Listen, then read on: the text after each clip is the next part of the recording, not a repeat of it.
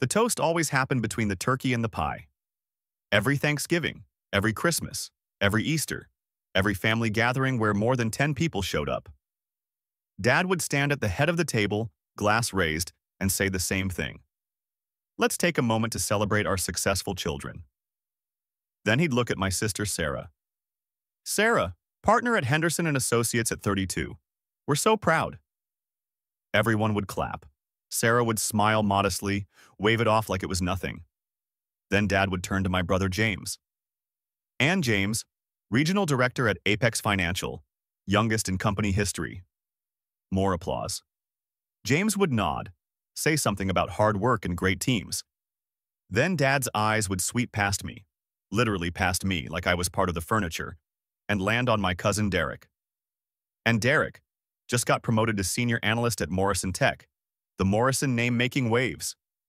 Cheers. Toast. Everyone drinks. And me? I'd be sitting there with my glass raised, smiling, waiting for my name. It never came. The first time it happened, I thought it was an oversight.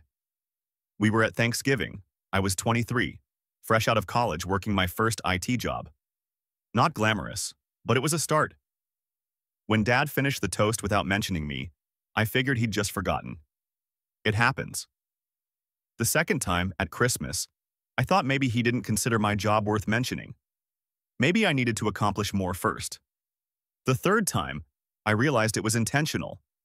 By the 10th time, I stopped expecting anything different. It wasn't just the toasts, it was everything. At family dinners, conversations always centered on Sarah's cases, James's deals, Derek's projects. When someone asked me about work, I'd start to answer and someone would interrupt with a question for Sarah. Or Mom would remember something she needed to tell James. Or Dad would launch into a story about Derek. I'd trail off mid-sentence. Nobody noticed. I tried different approaches, tried to make myself more visible. When I got promoted to senior developer at 25, I mentioned it at Easter dinner. That's nice, sweetie, Mom said, then immediately turned to Sarah. Speaking of work, tell everyone about the Harrison case. When I bought my first car at 26, a used Honda, nothing fancy, but I'd saved for it myself, I drove it to a family barbecue. Good for you, Dad said, patting my shoulder. Then to James, hey, did you end up leasing that BMW? They spent 20 minutes discussing James's luxury car lease. Nobody asked me anything about mine. When I got a significant raise at 27 and moved to a better apartment, I mentioned it at Thanksgiving. Mom said, not looking up from her phone. James, did you tell everyone about your bonus? I stopped trying after that. I showed up to gatherings, smiled, nodded, sat quietly while everyone else's lives were dissected and celebrated and analyzed. I was there, physically present, but invisible in every way that mattered. The worst part? Nobody seemed to notice they were doing it. Or maybe they noticed and didn't care. At my 29th birthday, which fell 2 days before Thanksgiving that year, I thought maybe, just maybe, someone would mention it at dinner. We were all there, the whole family. Perfect opportunity. Dad stood for the toast. Let's celebrate our successful children. Sarah just made junior partner. James closed a $15 million deal. Derek got engaged to a wonderful woman. He sat down. I sat there, birthday 2 days prior, not a single mention. After dinner, I helped Mom clean up. We were alone in the kitchen. Mom, I said carefully, did you know my birthday was Tuesday? She looked up from the dishes. Oh, was it? I'm sorry, honey, things have been so busy. We'll do something next week. We never did. That was when something shifted inside me. I started paying attention to the patterns I'd been unconsciously absorbing for years. Family group chat. 847 messages in 3 months. I scrolled through them. Sarah's promotion. 67 messages of congratulations. James's new house. 43 messages. Derek's engagement. 89 messages. My promotion to lead developer 6 months earlier. 3 messages. One from my aunt, congrats. One from my cousin, nice. And one from my mom. 3 messages. Christmas rolled around. I was 30. I'd been working in tech for 8 years, steadily climbing, making decent money, building a life. Dad stood for the toast. Our successful children. Sarah, youngest junior partner in firm history. James, just got headhunted by Goldman Sachs. Derek, wedding planning is going great. I set my glass down without drinking. Mom noticed. Michael, aren't you going to toast? To what? I asked quietly. To family, to success. Whose success? She looked confused.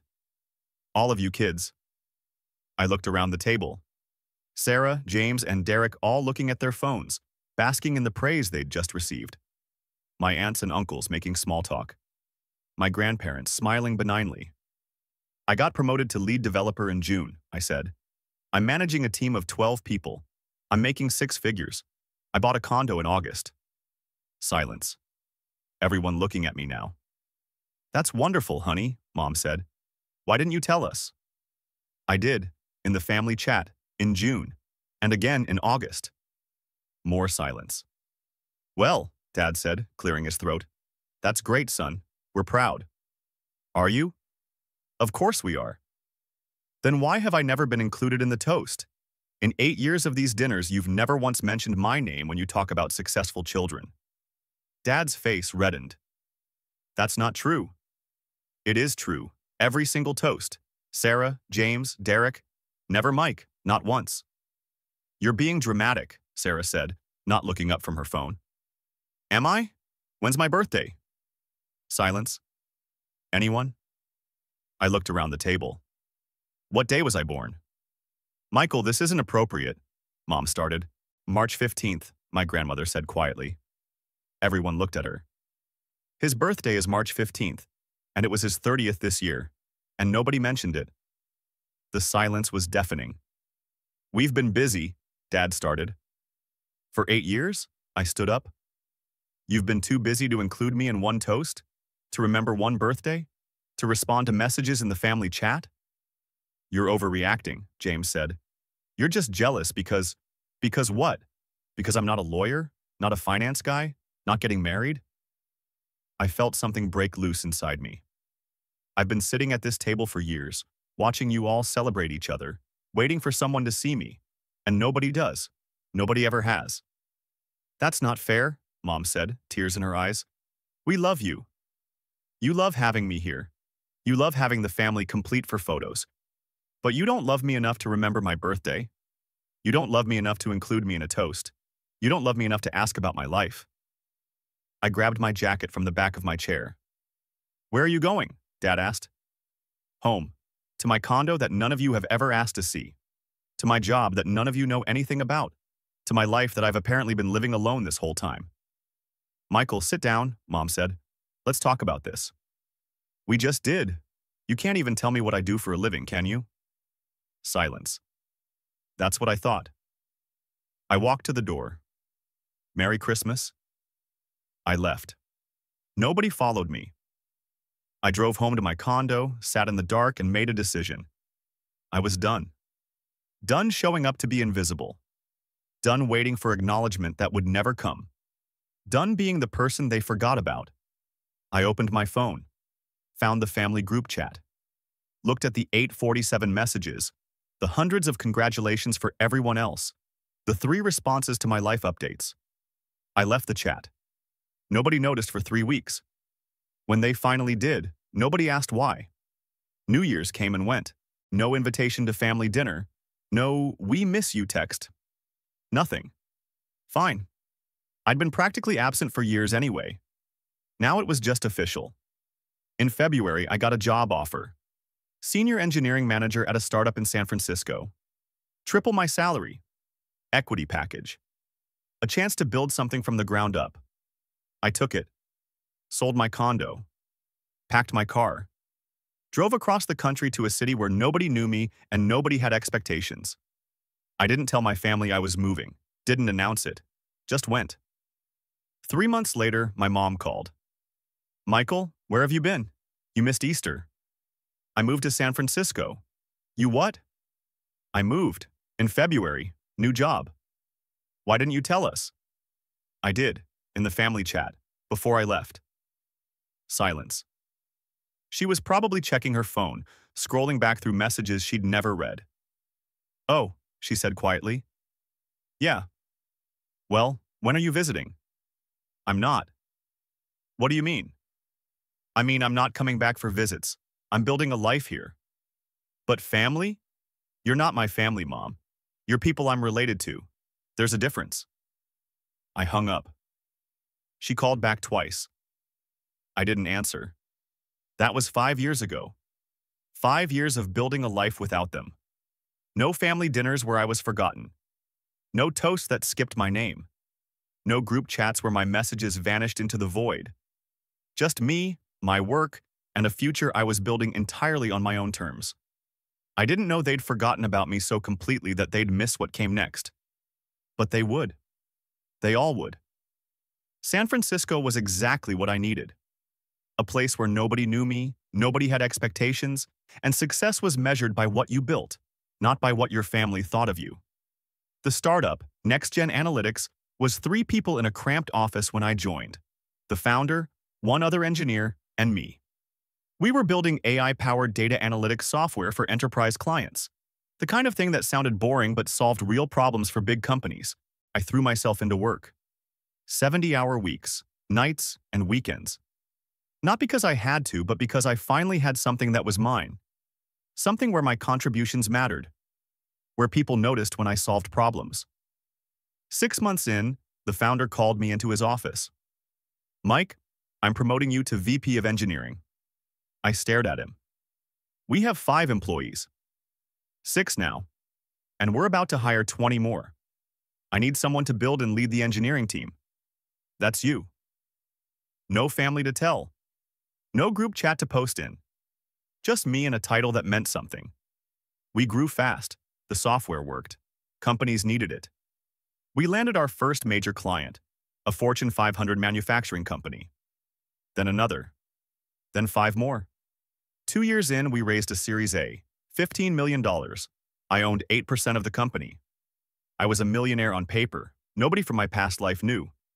Year 3, we hit $10 million in revenue. Hired 50 more people. I was managing a team of 30 engineers, building features that companies were paying 6 figures annually to use. I got good at it. Really good. Not just the technical side, the leadership, the vision, the ability to see what companies needed before they knew they needed it. We raised a Series B, $45 million. My equity was now worth $8 million. I bought a house in Palo Alto. Nice place, nothing ostentatious, but mine. Earned with work that people actually valued. Year 4, revenue hit $50 million. We were growing 300% year over year. Companies were begging to use our software. The founder pulled me aside one day. "Mike, I'm stepping back, taking a chairman role. I want you to be CEO." "What? You've been running this company alongside me for 3 years. You know it better than anyone. The board agrees. If you want it, it's yours." I became CEO at 34, of a company worth $120 million. Still no contact with my family. I'd changed my number after the 2nd year. Deleted social media. They probably thought I'd disappeared into obscurity. Year 5 was when everything exploded. We landed a contract with 3 of the top 10 Fortune 500 companies. Revenue projected to hit $100 million. We started acquisition talks with 2 competitors. Then came the Series C, $80 million at a $200 million valuation. My equity was now worth $28 million. The tech press noticed. TechCrunch ran a feature, NextGen Analytics, the AI company you haven't heard of. That's revolutionizing enterprise data, Forbes called. We're doing a 30 under 40 list for tech founders and CEOs. You're on it. I did the interview, talked about building the company, the technology, the vision. They asked about my background. I came from a small town in Ohio, I said. Worked in tech for a few years, then moved to San Francisco and helped build this company from 3 people to 200. They didn't ask about family. I didn't mention them. The Forbes article went live in March. Got some attention in tech circles, but nothing crazy. Then Bloomberg called. We're doing a segment on AI companies disrupting traditional industries. Can we interview you? The interview was scheduled for late April. I thought it would be a small thing. 10 minutes on Bloomberg Technology, maybe a few thousand views. I was wrong. The interview was with Emily Chang, their main tech anchor. We talked for 30 minutes about the company, the technology, the market opportunity. She asked smart questions. I gave detailed answers. Then she asked, "What drove you to build this? What's the origin story?" I thought about it. Decided to be honest. I spent a lot of my early career feeling invisible, I said. Working hard, achieving things, but never feeling seen or valued. When I came to San Francisco, I wanted to build something that couldn't be ignored. Something where the work spoke for itself. Invisible how? Just overlooked. You know how sometimes you can be in a room full of people and still feel completely alone? That's what my 20s felt like. So I decided to build something that made invisibility impossible. She nodded. And now you're running a company valued at $200 million. I'd say that's pretty visible. I laughed. Yeah, I guess it is. The interview aired on a Tuesday evening. I didn't think much of it. Did my work, went home, made dinner. Wednesday morning, my assistant knocked on my office door. "Mike, you're trending on Twitter." "What?" She showed me her phone. Invisible. No more was trending. People were clipping the part of the interview where I talked about feeling overlooked, sharing their own stories. By Wednesday afternoon, the interview had 2 million views. By Thursday, it was at 5 million. News outlets were picking it up. Bloomberg CEO opens up about feeling invisible before building $200 million company. Tech founder's story resonates with millions who feel overlooked. People magazine called. "We'd like to do a feature." Good Morning America reached out. "Can you come on the show?" I said yes to both. The Good Morning America appearance was Friday, 5 days after the Bloomberg interview aired. They wanted the feeling invisible to running a major company angle. I talked about it, about working hard and not being seen, about building something from scratch, about proving, mostly to myself, that I mattered. "Do you feel visible now?" the host asked. "I feel valued," I said. "Which is better?" That segment got 15 million views in 2 days.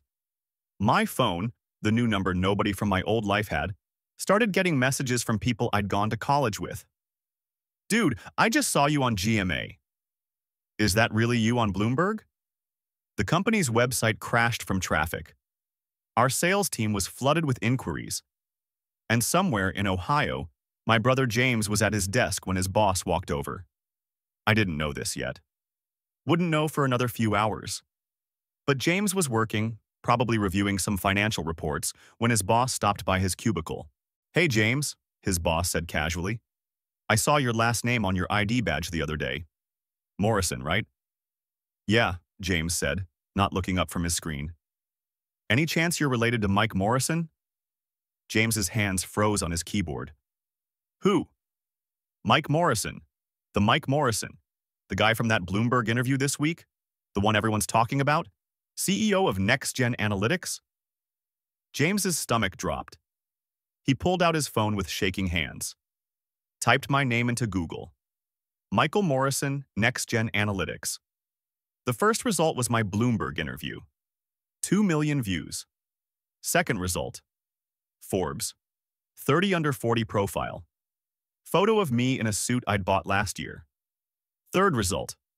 TechCrunch feature with the headline, "How Mike Morrison Built a $200 million Company in 5 Years." Fourth result.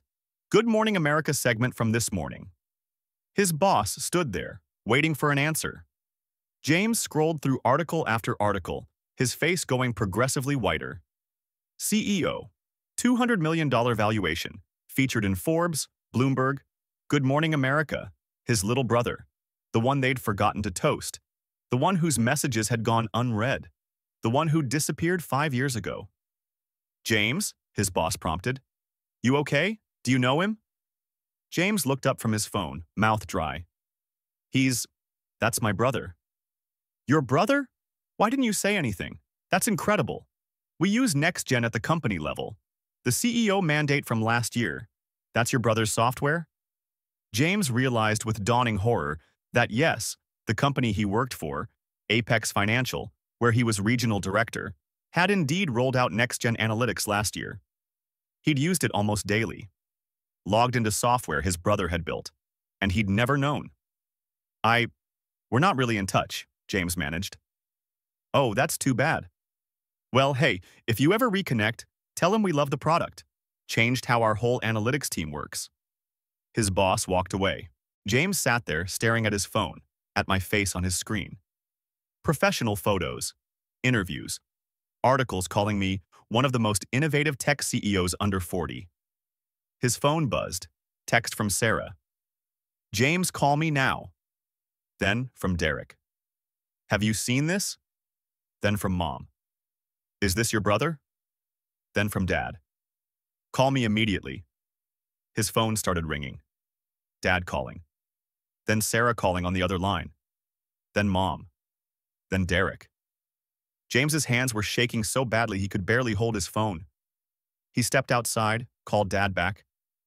Did you know about this? Dad's voice was sharp. About what? About Michael, about his company, about him being on television. I just found out. My boss just asked if I was related to him. Your boss knows about him? Who else knows? Dad, it's all over the news. Bloomberg, Good Morning America, everywhere. He's running a company worth $200 million. Silence on the line. $200 million, Dad repeated quietly. Yeah. And we had no idea. No. More silence.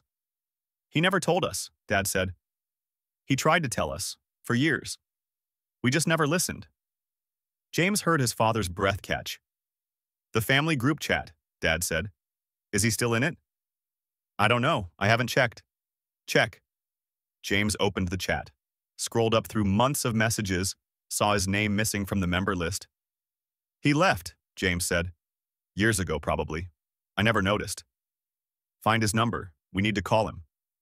Dad, I don't have his number. He changed it. Then find it. Contact the company. Something. We need to talk to him. I don't think he wants to talk to us. He's our son, our brother. Of course he wants to talk to us. James looked at his phone screen, at the Bloomberg interview still paused on my face. At the title underneath, CEO who felt invisible builds $200 million company. I don't think he does, Dad, James said quietly. I really don't think he does. By that evening, I had 47 missed calls from numbers I didn't recognize. My assistant came into my office looking overwhelmed. Mike, I've had 17 calls today from people claiming to be your family. They're very insistent about talking to you. I looked up from my laptop. Did they say which family? Your parents, your siblings, your cousins? They all want to talk to you about the Bloomberg interview. I sat back in my chair. So they'd seen it. All of them. 5 years of silence, broken by publicity they couldn't ignore. What should I tell them? My assistant asked. I thought about it. About the toasts that never included my name, about the birthdays nobody remembered, about the messages that went unread, about feeling invisible while sitting at a table surrounded by people who were supposed to love me. Tell them I'm unavailable, I said. For how long? Indefinitely. She nodded and left. I turned back to my laptop and got back to work. I had a company to run. And for the first time in my life, I didn't need anyone's validation to know I was doing something that mattered. Not even theirs. Especially not theirs. The messages started showing up everywhere. My old email address, the one I hadn't checked in 3 years, flooded with 89 unread emails from family members. LinkedIn. Suddenly I had connection requests from Sarah, James, Derek, 3 aunts, 2 uncles, and my parents, all within the same hour. The company's general contact form. My assistant forwarded me 5 messages from people claiming to be family, asking me to call them urgently. Even Instagram, which I'd barely used since college. My old account had 17 DM requests waiting. I ignored all of it. 2 days after the Good Morning America appearance, my assistant knocked on my door again. Mike, your father is in the lobby. He says he flew here to see you and he's not leaving until you talk to him. I looked up from my laptop. He flew here? Apparently. He's been down there for 20 minutes. I thought about it. About making him sit there. About having security escort him out. About 5 years of not hearing from him until I was on television. Tell him I'll be down in 10 minutes. I finished the email I was writing, made him wait the full 10 minutes, then took the elevator down. Dad was sitting in our lobby, looking older than I remembered. Grayer. Tired. He stood up when he saw me, relief flooding his face. Michael, thank God.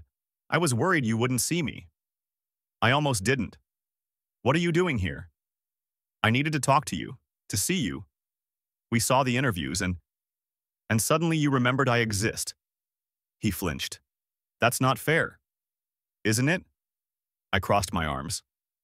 You didn't know where I lived, didn't know what I did for a living, didn't know I was CEO of a company. But you saw me on TV and suddenly it's urgent. We didn't know because you disappeared. I left the family group chat. Nobody noticed for 3 weeks. I moved across the country. Nobody asked where. I built a company over 5 years. Nobody checked in. I didn't disappear, Dad. You just never looked. He sat back down heavily. You're right. You're absolutely right. That surprised me. I'd expected defensiveness, excuses. We failed you, he continued. Your mother and I, we failed you. Sarah and James, too. We took you for granted. He rubbed his face. We didn't see you. And by the time we realized it, you were gone. You realized it when I went viral, not when I left. No, we realized it when you confronted us at Christmas, that last dinner, when you asked about your birthday and nobody knew. He looked up at me. Your grandmother called your mother the next day, told her we should be ashamed, that we'd driven you away. And yet nobody reached out. We thought you needed space. We thought you'd come back when you were ready. I was never coming back. I know that now. He stood up again, looking at me directly. I saw the Bloomberg interview, the part where you talked about feeling invisible, about being in a room full of people and feeling alone. His voice cracked. That was about us, wasn't it? About our family dinners. I didn't answer, didn't need to. I watched that interview and I saw you, really saw you, for the first time in years. And I realized we did that to you. We made you feel invisible. At the table. At holidays. For years. He paused. I'm sorry, Michael. I'm so sorry. Okay. Okay? That's it? What do you want me to say? That it's fine?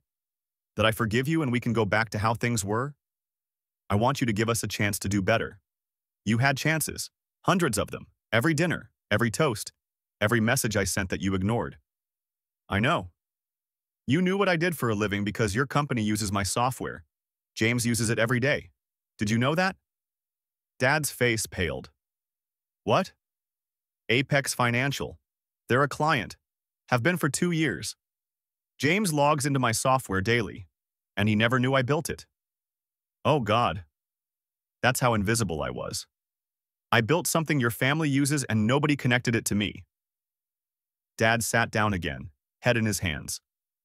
What can I do? How can I fix this? You can't. There has to be something. There isn't. You can't undo years of making me feel like I didn't matter. You can't go back and include me in those toasts. You can't retroactively care about my achievements. But I do care. Now. You care now. Because I'm successful in a way you can't ignore. But when I was just an IT guy, when I was a senior developer, when I was building this company in the early years and it wasn't newsworthy yet, you didn't care then. That's not true. Then when's my birthday, Dad? He opened his mouth, closed it, looked away. It's March 15th, I said. I'm 35 now, and you still don't know. I turned to leave. Michael, wait, please. I stopped but didn't turn around. What if we started over? What if we tried to build a relationship from here? Why would I want that? Because we're family. I turned back to face him. No, we share DNA. That's biology, not family. Family shows up. Family remembers your birthday. Family reads your messages. Family includes you in the toast. We can do better. I don't need you to do better anymore. I spent my 20s trying to earn your attention. Now I'm 35, running a company, and I don't need anyone's validation. especially not from people who only noticed me when I became impossible to ignore. Dad stood up, looking old and broken. I love you, son. Maybe you do, but you never showed it in any way that mattered to me. I walked to the elevator. He didn't follow. When I got back to my office, my assistant had another message. Your mother called. She's asking if she can fly out too. Tell her no. She was very upset. Tell her I'm unavailable. That evening, I finally looked at the messages that had accumulated. Sarah had sent a long email. Michael, I can't believe what I'm seeing. You built an entire company and never told us? We're so proud of you. I know we haven't been great at staying in touch, but family is family. Call me, please. James. Dude, my boss asked me about you. Everyone at work is talking about you. Why didn't you tell me you were doing this? We should celebrate. When can I visit? Derek. Cousin, I always knew you'd do something amazing. Let's reconnect. I'm actually looking at career changes and would love your advice on tech. Mom. Michael, please call me. I saw you on television and I cried. I'm so proud of you, baby. I know we've had our issues, but I love you and I miss you. Please come home for a visit. Let's fix this. I read through them all, saw the patterns. Nobody said, I'm sorry for ignoring you. Nobody said, I should have paid attention. They were all variations of, we're proud now that you're successful, and let's reconnect now that you're famous. I closed my laptop without responding to any of them. The next week, Sarah showed up at my office. My assistant called up. Mike, your sister is here. She doesn't have an appointment, but tell her I'm in meetings all day. She says she'll wait. Tell her I'm in meetings all week. I watched from my office window as Sarah left the building, looking frustrated. The week after that, James tried. Then Derek. Then my mother. All of them, suddenly willing to fly across the country to see me. None of them had visited when I lived 3 hours away in Ohio. I didn't see any of them. A month after the interview aired, I got an email that actually made me pause. It was from my grandmother. Michael, I'm not writing to make excuses for your parents or siblings.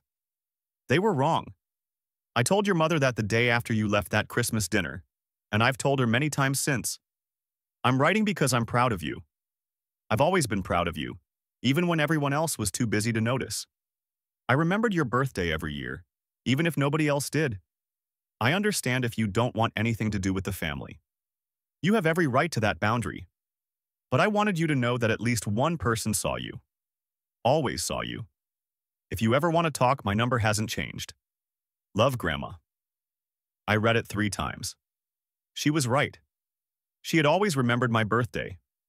Had always asked about my work at those dinners, even when everyone else talked over me. Had been the only one to speak up at that final Christmas when nobody knew my birthday. I wrote back. Grandma, thank you. That means more than you know. I'm doing well. Really well. The company is good. My life is good. I'm happy. I'm not ready to reconnect with the family. Maybe I never will be, but I'm glad to hear from you. Love, Mike. She responded within an hour. That's all I needed to know, sweetheart. You don't owe them anything. Be happy. That's enough. P.S. I watched your Bloomberg interview 3 times. You were wonderful. And that feeling invisible part? I understood exactly what you meant. I'm sorry I didn't do more to stop it. I printed that email and put it in a frame on my office shelf. 2 months after the interviews, the media attention finally started to die down. We were back to normal operations. Growing, hiring, building. My family's attempts to contact me decreased. Still came occasionally, but less frequently. I ignored them all. 3 months after, I was having dinner with my leadership team when my CFO said something that made me freeze. Hey Mike, random question. Someone emailed our general contact asking if we'd sponsor a charity event. Normally I'd ignore it, but the last name caught my eye. Morrison. Any relation to you? What's the event? Some family reunion. Says it's the Morrison family annual gathering. He pulled out his phone. They're asking for $5,000 to sponsor and have you as a guest speaker about success. I stared at him. They want me to sponsor their family reunion and give a speech? Yeah. Apparently they're doing a successful family members panel, and they want you on it. I started laughing. Couldn't help it. My team looked at me confused. Sorry, I said, getting control of myself. Yes, that's my family. No, we're not sponsoring it. And definitely no to being a guest speaker. Got it. Want me to send a polite decline? Send whatever you want. I don't care. But later that night, alone in my house, I thought about it. A successful family members panel. At a family reunion I hadn't been invited to or wouldn't have attended anyway. They wanted to parade me around now, show off the son they'd ignored, include me in the toast now that I came with headlines and evaluation. I pulled out my phone, found Sarah's last email, typed a response. Sarah, I saw that the family is planning a reunion with a successful family members panel. Interesting timing. Here's what I want you to understand. You don't get to ignore me for years and then claim me when it's convenient. You don't get to forget my birthday, skip over me in toasts, and never read my messages, and then ask me to speak at your reunion about success. I'm not a trophy you can display when it suits you. I built this life without you. All of you. And I don't need your validation, your pride, or your acknowledgement now. Have your reunion. Have your panel. Leave me out of it. Don't contact me again. Mike. I sent it. Then I blocked every email address, every phone number, every possible avenue of contact. I was done being the son they remembered only when it benefited them. I was done being invisible until I was too successful to ignore. I was done with all of it. And for the first time in 35 years, I felt completely, entirely free. A year passed. Next-Gen Analytics hit $150 million in revenue. We acquired 2 competitors, expanded to Europe and Asia. The team grew to 400 people. I was on the cover of Inc. magazine, the CEO who built success from invisibility. Forbes did a follow-up profile. TechCrunch tracked our growth. Bloomberg invited me back for another interview. None of it felt as significant as that first moment of being seen. Now it was just normal. My life. My work. I dated someone for 6 months, a product manager at another tech company. It didn't work out, but it was good while it lasted. Normal relationship stuff. No drama. I bought a better house. Nothing crazy, but nice. Hosted my leadership team for dinners. Built friendships that felt real. Life was good. Actually good. Not perfect, but mine. My grandmother and I emailed regularly. She never pushed me to reconcile with the family. Just sent updates about her garden, asked about the company, remembered my birthday. On my 36th birthday, she sent flowers to my office with a card. Proud of you every day, not just when the world is watching. Love, Grandma. I called her that evening. Did you like the flowers? She asked. They're perfect, thank you. Your mother asked me if I'd heard from you. What did you tell her? That it's none of her business. I could hear the smile in her voice. She wasn't happy about that. I bet. They're still talking about you, you know, at every family gathering. Mike this, Mike that. They show people your interviews on their phones. That's ironic. That's what I told them. Your mother didn't appreciate it. I laughed. Thanks for having my back, Grandma. Always, sweetheart. 6 months after that conversation, we went public. Next-Gen Analytics IPO'd at $2.8 billion valuation. My shares were worth $380 million on paper. The media went crazy again. From invisible to billionaire. The CEO who proved them all wrong. I did a few interviews, talked about the company, the technology, the future, kept it professional. But one interviewer asked, "Your story about feeling invisible resonated with millions. Now you're a billionaire. Do you ever think about the people who made you feel that way?" I paused, thought about how to answer honestly. I think about them sometimes, I said, but not in the way you might expect. I don't think about revenge or proving them wrong. I think about how their inability to see me was never actually about me. It was about them, their values, their priorities, what they chose to pay attention to. Do you have a relationship with them now? No. Any plans to reconcile? No.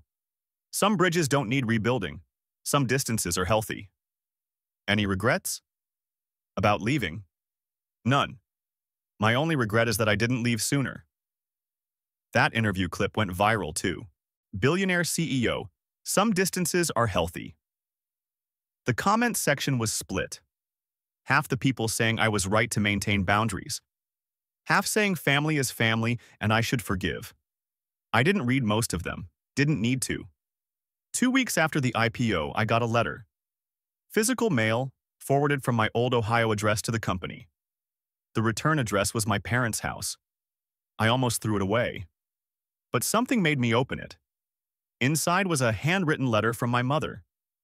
Michael, I don't expect you to respond to this. I don't even know if you'll read it. But I needed to write it anyway. I've spent the last year and a half thinking about what we did to you. How we made you feel. The toasts that didn't include your name, the birthdays we forgot, the messages we ignored. Your father and I have been to therapy, together and separately, trying to understand how we failed so completely as parents, how we could sit at a table with you and not see you. The therapist asked me to describe each of my children. I talked about Sarah for 20 minutes, her cases, her achievements, her personality. I talked about James for 15 minutes, his career, his goals, his success. When she asked about you, I stopped. I realized I couldn't tell her who you were. Not really. I knew facts. You worked in tech. You moved to San Francisco. But I didn't know you. Your interests. Your values. What made you happy or sad or angry? I'd spent 35 years as your mother and I didn't actually know you. That's unforgivable. I know that. I'm not writing to ask for forgiveness. I'm writing because I want you to know that I see it now. I understand what we did. And I'm sorry. More sorry than I can ever express. I know sorry doesn't fix anything. It doesn't undo the toasts or remember the birthdays or make you feel seen all those years you were invisible to us. But I wanted you to know that I finally see you. Even if it's too late. Even if you never want anything to do with me again. I see you, Michael. And I'm sorry it took losing you to open my eyes. If you ever decide you want contact, any kind of contact, I'll be here. But I understand if that never happens. You don't owe me anything. I hope you're happy. I hope your life is everything you wanted it to be. Love, Mom. I read it twice. It was better than the other attempts. More honest. Actually acknowledged what they'd done instead of just asking for reconciliation. But it was also 18 months too late. And a therapy session too calculated. I put the letter in a drawer and didn't respond. A month later, I was speaking at a tech conference in Chicago, an hour from where my family lived. I didn't tell anyone I'd be there. After my keynote, I was walking through the convention center when someone called my name. Mike? I turned. James was standing there in a suit, conference badge around his neck. We stared at each other for a moment. I didn't know you'd be here, he said. Business conference. I'm speaking. I saw. I was in the audience. He looked uncomfortable. You were great. Really great. Thanks. Awkward silence. Can we talk? He asked. Just 5 minutes? I looked at him. My brother, who used to be taller than me but somehow seemed smaller now. 5 minutes, I agreed. We found a quiet corner. James fidgeted with his conference badge. I read Mom's letter, he said. The one she sent you. She told us about it. Okay. I wanted to write one too, but I didn't know what to say. Everything felt wrong. Too little, too late, you know? Yeah. So I'm just going to say it plainly. I'm sorry. For all of it. For never including you. For never asking about your life. For using your software every day and never knowing you built it. For being at that Christmas dinner and not defending you when you asked about your birthday. He took a breath. You were right about everything. We treated you like you were invisible. And I was part of that. I'm ashamed of it. And I'm sorry. I looked at him. Saw genuine remorse. Not the performative kind from the emails. Real regret. Okay, I said. Okay? I hear you. I accept your apology. Does that mean? It doesn't mean anything beyond that. I accept that you're sorry. That doesn't mean I want a relationship. His face fell, but he nodded. I understand. Do you? I think so. We hurt you for too long. Sorry doesn't fix that. No, it doesn't. Is there anything I could do? Anything that would... No, James, there isn't. This isn't something you can fix with a gesture or a conversation. You can't retroactively care about me. I did care. You didn't show it, and showing it is what matters. He was quiet for a moment. You're right. I know. For what it's worth, I think about it a lot, about how we treated you. I see it now in a way I didn't before, and I feel sick about it. That's your burden to carry, not mine. He looked at me with something like surprise. You're not angry. I was, for a long time. But anger is exhausting. Now I'm just indifferent. You're my brother biologically, but that's it. We're not family in any meaningful way. Could we be? Ever? I don't know. Maybe. But not now. Not soon. Maybe not ever. That's fair. He extended his hand. Thank you for talking to me. I shook it. Take care of yourself, James. You too, Mike. I walked away. Felt nothing except maybe a small sense of closure. That evening, on the flight back to San Francisco, I thought about the last 18 months. The interviews, the company going public, the letters and visits and attempts at reconciliation. All of it because I'd become impossible to ignore. But the thing they never understood was that I'd stopped needing their attention years ago. I'd built a life that made me happy, a company that mattered, friendships that were real, a grandmother who'd always seen me. I didn't need them to be proud of me now. I didn't need them to include me in the toast. I didn't need anything from them at all. And that was the real success. Not the money or the company or the media attention. The success was being genuinely, completely okay with their absence. 3 months later, I was having dinner with my leadership team when my phone buzzed with an email from Grandma. Michael, your mother asked me to forward you something. I told her I wouldn't unless you said it was okay. It's a photo from this year's Christmas dinner. She wanted you to see it. Let me know if you want me to send it. Love, Grandma, I wrote back. You can send it. A minute later, the photo came through. It was my family at Christmas dinner. All of them at the table. Dad standing with his glass raised. Grandma had included a caption from my mother. This year's toast included your name. Dad said, our successful children, Sarah, James, and Michael, who taught us what really matters. I thought you should know. I looked at the photo for a long time. They'd finally included me in the toast. 18 months too late. After I'd become a billionaire. After I'd been on television. I deleted the email and put my phone away. Turned back to my team, my friends, the people who'd seen me long before the world did. Sorry about that, I said. Where were we? And we continued our dinner, talking about the next product launch, the next milestone, the next goal. Building something that mattered. Together. Seen. Valued. Finally, actually, completely home.